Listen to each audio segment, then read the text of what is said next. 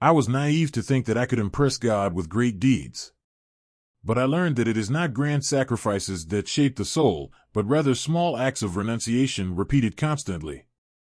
Before continuing, like, subscribe to the channel and activate the bell so you don't miss any new content.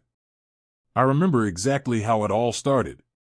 I was watching a sermon on fasting when I was overcome by a strong conviction I needed to take this step. But almost immediately, my mind began to resist. Is it worth it? Wouldn't it be an unnecessary effort? What if I can't do an absolute fast?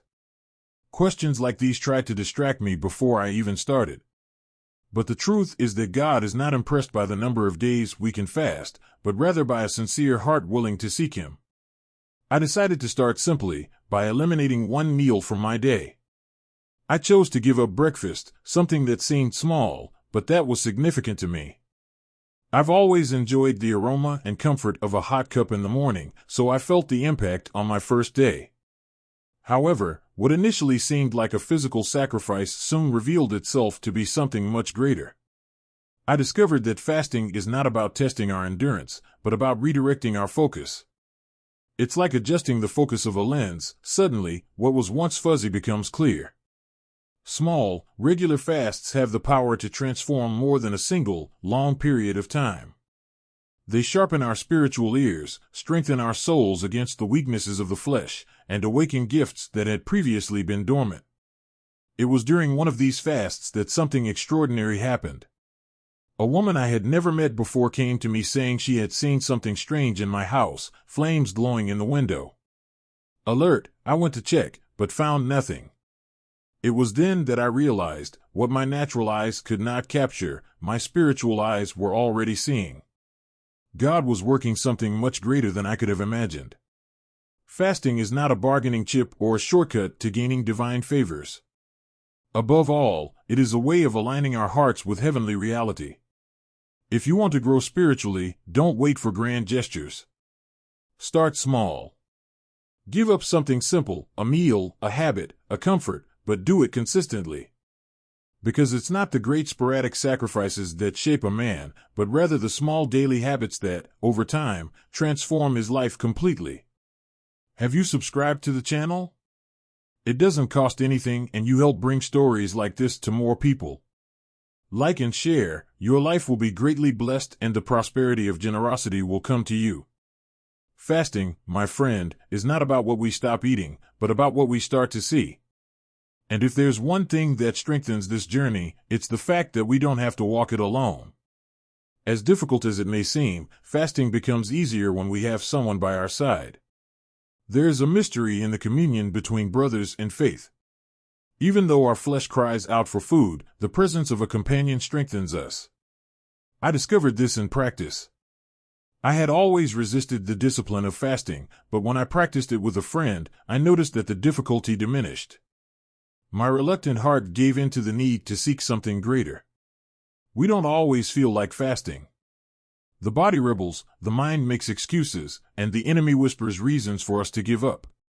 But here is the great paradox: the more we insist, the more we realize that the battle is not against food, but against spiritual forces that tremble before the power of fasting. This is what I learned when I began to fast regularly, not to ask for something specific, but simply to seek God. Without me realizing it, changes began to happen. My spiritual eyes were opened, gifts began to manifest, and my communion with God deepened indescribably. I remember one day in particular. After listening to a sermon on fasting, I felt God calling me to something deeper. 2 days. The Holy Spirit whispered this direction to my heart. I hesitated. I had never fasted for so long. But I gave in. The challenge was great, and the real fight was not against hunger, but against something invisible around me. Hell hates it when we fast. The enemy will do everything to distract us, because he knows that fasting puts us in a position of strength and authority. The deeper I delved, the more I realized that it was not about the difficulty of the sacrifice, but about the transformation it generated within me. Over time, this habit grew stronger. I met other people who fasted, I learned new ways to practice it, and I understood that the essential thing was not the size of the sacrifice, but its constancy. I was not always perfect. There were times when I stopped and felt the difficulty of starting again. But one thing was clear: when we fast again, the impact is immediate. Because fasting is not just a practice, it is a calling.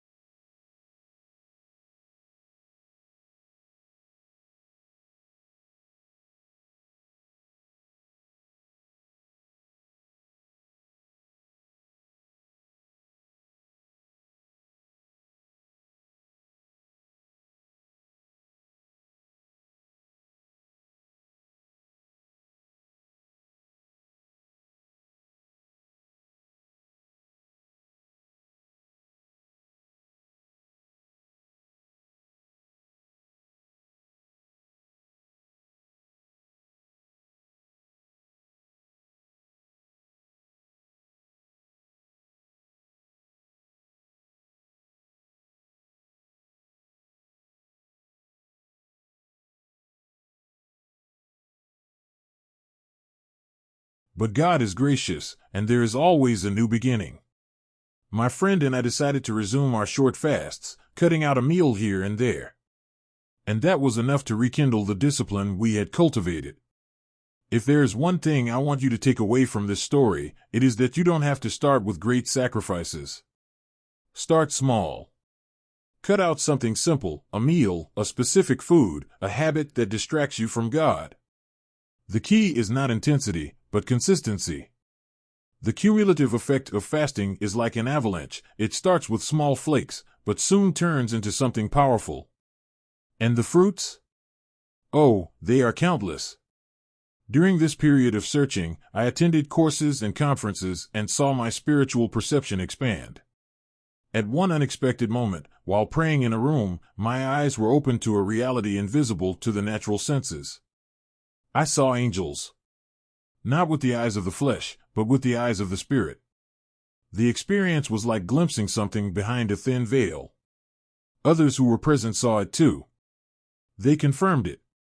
This is the power of fasting. It takes us to dimensions that the rational mind cannot comprehend. And it didn't stop there.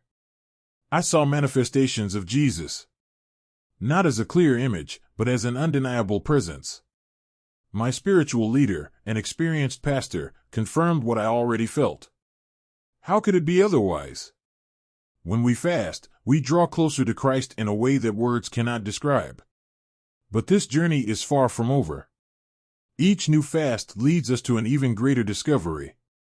And if there is anything that testifies to the presence of God in our lives, it is the way He confirms His work without us having to force it to happen. I never imagined that experiencing so many manifestations of divine grace would be the result of simply being faithful to the habit of fasting.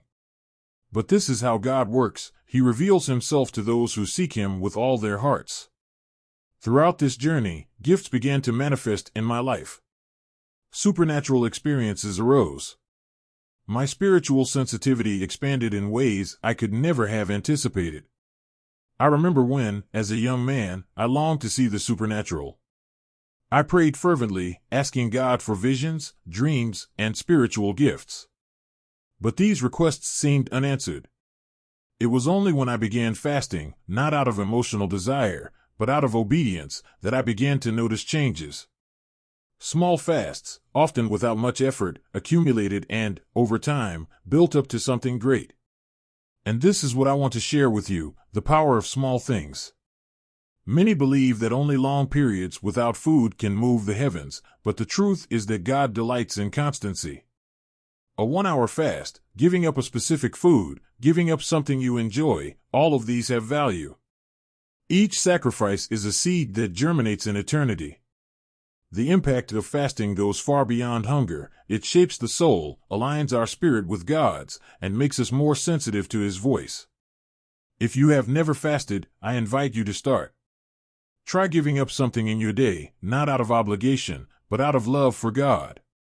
The habit of fasting transformed my life, and I know it can transform yours too. And remember, fasting is not about our strength, but about our surrender. There is something profoundly beautiful about the vulnerability it brings us, because it teaches us to depend entirely on the Lord. Furthermore, it is not necessary to walk this path alone. Having a friend or faith partner fasting with you can be the key to maintaining constancy. Encourage each other, support each other in prayer, and share experiences. This is how I discovered the power of communion. Many times, when my will failed, it was the commitment to the other that encouraged me to continue. If this topic resonates with you, let me know. Have you ever watched sermons on fasting? Have you read about it? Do you have questions about how to get started? Share in the comments. We can explore this topic together, delving deeper into the biblical foundations, the spiritual effects, and the practices that lead us to a life closer to God. If you want to go further, I have something special for you. In the video description, there is material designed to help you build a consistent prayer life and strengthen faith. Be sure to check it out. It may be just what you need to experience a complete transformation. If you haven't subscribed to the channel yet, subscribe to continue receiving uplifting content. Share this video with someone who needs to understand the power of fasting and be a channel of blessing to others. May God give you the strength to walk this path, and may you be surprised by everything He wants to reveal to you. See you soon.